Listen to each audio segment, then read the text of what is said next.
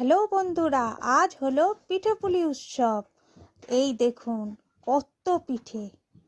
প্রথমে শাশুড়ি মাকে বললাম নারকেলটা আপনি কুড়ে দিন, তারপরে সেই নারকেলটা গুড় দিয়ে চাল দিয়ে দিলাম। দেখুন, এরপরে শাশুড়ি বৌমা দুজনে মিলে পিঠে তৈরি করতে বসলাম। তারপরে আমি এই গুড় পিঠে বানাচ্ছি। দেখুন তো কিরম টুবো টুবো হয়ে ফুলছে। ওই দেখুন, এবার এটাকে নামিয়ে নিচ্ছি।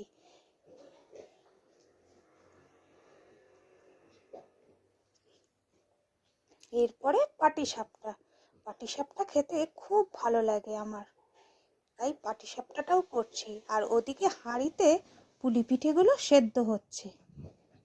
তাহলে আজকের মতো বাই বাই।